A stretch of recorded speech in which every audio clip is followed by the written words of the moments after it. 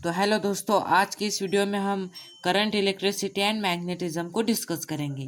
ये 4th chapter है class 8 science का। तो इस लेक्चर में हम करंट इलेक्ट्रिसिटी एंड मैग्नेटिज्म को डिस्कस करेंगे। तो चलो वीडियो को स्टार्ट करते हैं। सबसे पहले हमें इस चैप्टर के स्टार्टिंग में एक क्वेश्चन दिया है, which constituent are present in an atom. अब यहाँ पे है कंस्टिट्यूएंट, तो कंस्टिट्यूएंट का मतलब होता है घटक या फिर पार्ट। तो जो एटम है, तो एटम कौन कौन से पार्ट्स प्रेजेंट होते हैं, तो इसका आंसर बहुत इजी है और इसका आंसर हमें ये पैराग्राफ में हमें मिलेगा। तो चलो पैराग्राफ की तरफ हम बढ़ते हैं। An atom has same number of positively charged proton and negatively charged electron। तो जो एटम होता है, जैसे आपको यहाँ पे दिख रहा है, ये होता है एटम का स्ट्रक्चर। ऐसे ही एटम होता है, ये जो है एन सिंबल से, तो ये होता है एटम का न्यूक्लियस। मतलब एटम के सेंट्रल में एटम का न्यूक्लियस प्रेजेंट होता है और एटम जो न्यूक्लियस होता है उसके अराउंड, उसके आसपास इलेक्ट्रॉन्स रिवॉल्व करते हैं। ये इलेक्ट्रॉन्स को हमने निगेटिव साइन से डिनोटेड किया है।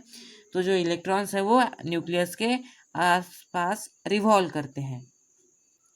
तो इस लाइन में हमें ये दिया है कि जो एटम के अंदर positively charge proton and negatively charge electron ये प्रेजेंट होते हैं, वो भी सेम नंबर।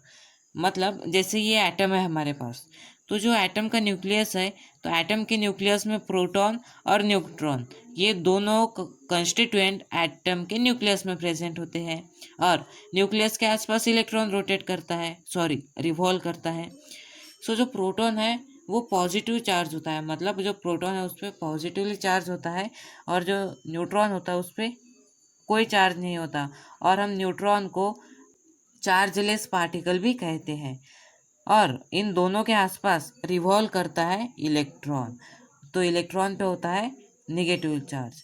तो इस सेंटेंस में हमें वही दिया है, an atom has same number of positively charge proton and negatively charge electron. मतलब जो भी कोई हमारे पास जो एटम्स होता है हमारे अर्थ में या वर्ल्ड में, तो उसके अंदर same number of protons present होंगे और same number of electrons present होंगे। अब हमारा सेकंड सेंटेंस है, so an atom doesn't show any charge though its atoms contain charge particle. मतलब जो एटम्स होता है, हमने तो देखा जो एटम है उस पर same number of proton present होते हैं और same number of electrons present होते हैं। तो इसका मतलब ये नेगेटिव साइन और प्रोटॉन पॉजिटिव साइन, तो दोनों मिक्स होंगे तो जो एटम्स होता है वो इलेक्ट्रिकली न्यूट्रल होता है। ये आपको याद में रखना है। इसीलिए जो एटम्स होता है उसके अंदर चार्ज पार्टिकल्स तो होते हैं, पॉजिटिव चार्ज पार्टिकल और निगेटिव चार्ज पार्टिकल, लेकिन जो एटम होता है वो न्यूट्रल होता है। तो इसका कारण ये है कि सेम नंबर ऑफ प्रोटॉन और सेम नंबर ऑफ इलेक्ट्रॉन उस एटम में प्रेजेंट होते हैं, इसीलिए वो एटम न्यूट्रल होता है इलेक्ट्रिकली और इसीलिए वो कोई भी चार्ज हमें शो नहीं करता। Therefore, we can say that plenty of electrical charge is filled in the object around us।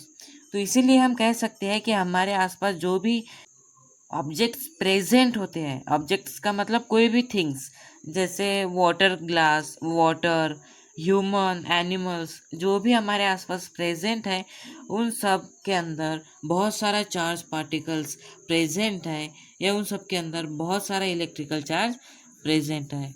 तो इस सेंटेंस में ऐसा क्यों दिया है कि इलेक्ट्रिकल चार्ज बहुत सारा उसके अंदर प्रेजेंट है? तो इसका कारण ये कि ये बुक, हम इमेजिन करेंगे कि ये जो बुक है, इस बुक ये बहुत टाइनी पार्टिकल्स मतलब एटम से ही मिलकर बनी है। तो हम ये कह सकते हैं कि ये जो बुक्स के जो पेज है ये एटम से मिलकर बने होते हैं। तो इसका मतलब एटम्स के अंदर क्या होता है, पॉजिटिव और नेगेटिव चार्ज पार्टिकल्स होते हैं। तो इसका मतलब ये जो बुक्स है इसमें भी चार्ज है। तो इसका यही है मतलब। What will happen if a glass rod is rubbed on the silk cloth. ये आपको क्वेश्चन पूछा है कि अगर हमारे पास कोई ग्लास रॉड है, उसको अगर हमने सिल्क क्लोथ से अगर रब किया तो क्या होगा। How do objects get charge. जो ऑब्जेक्ट्स है हमारे पास, ग्लास रॉड और सिल्क क्लोथ, इनको चार्ज कैसे मिलेंगे। What are the static and moving charge. तो ये सब आपको क्वेश्चन पूछे हैं, आपको इस क्वेश्चन का आंसर आपको निकालना है। सो जो फर्स्ट क्वेश्चन है, क्या होगा अगर हम किसी ग्लास रॉड को सिल्क क्लॉथ के साथ रब करेंगे। तो ये होगा, जो ग्लास रॉड है उसमें वो भी एटम से मिलकर बना है और सिल्क क्लॉथ भी एटम से मिलकर बना है। दोनों न्यूट्रल है, लेकिन जब ये हम इन दोनों को रब करेंगे, हम इन दोनों को अगर रब करेंगे तो इन दोनों के बीच में हमें कोई एक चार्ज हमें शो होगा। मतलब दोनों का अगर हमने रब किया तो एक चार्ज हमें दिखेगा।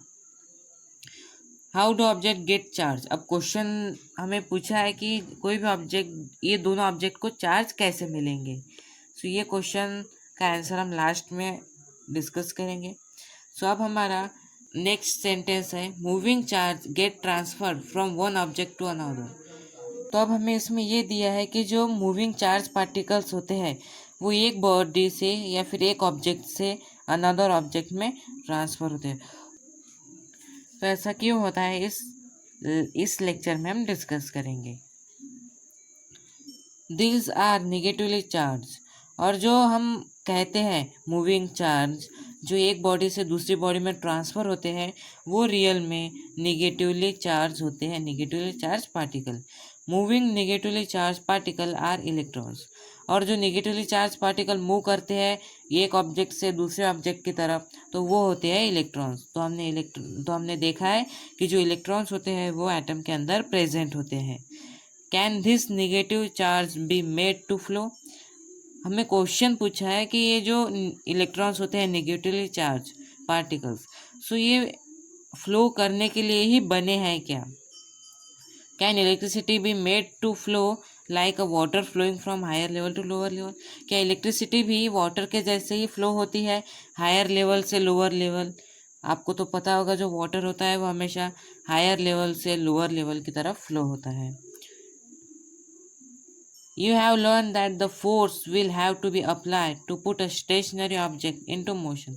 हमने इसके प्रीवियस लेक्चर में या फिर प्रीवियस चैप्टर में हमने ये पढ़ा कि जो फोर्स होता है वो किसी भी स्टेशनरी ऑब्जेक्ट को मोशन में ला सकता है या फिर मूविंग ऑब्जेक्ट को स्टेशनरी ऑब्जेक्ट में कन्वर्ट कर सकता है। We get current electricity when the electron in an electrical conductor are made to flow। अब इस सेंटेंस, ये बहुत इम्पोर्टेंट सेंटेंस है। तो इस सेंटेंस में हमें ये दिया है कि अगर हमारे पास कोई भी एक इलेक्ट्रिकल कंडक्टर है, इलेक्ट्रिकल कंडक्टर मतलब एक ऐसा सब्सटेंस या फिर एक ऐसा एलिमेंट जिसमें इलेक्ट्रिसिटी कंडक्ट होती है। तो इस सेंटेंस में हमें ये दिया है, जब इलेक्ट्रॉन्स, इलेक्ट्रिकल कंडक्टर मतलब हम यहाँ पे कोई एक वायर ले लेंगे, इमेजिन करेंगे कि जब इलेक्ट्रॉन्स एक कोई भी कॉपर वायर या एल्यूमिनियम वायर, आयरन वायर, कोई भी वायर में या फिर कोई भी कंडक्टर में जब फ्लो होने लगेगा, जब जो इलेक्ट्रॉन्स हैं अगर वो किसी भी कंडक्टर में जब फ्लो होने लगेगा तो हमें वहाँ पे करंट इलेक्ट्रिसिटी मिलेगी। तो ये सेंटेंस आपको हमेशा याद में रखना है।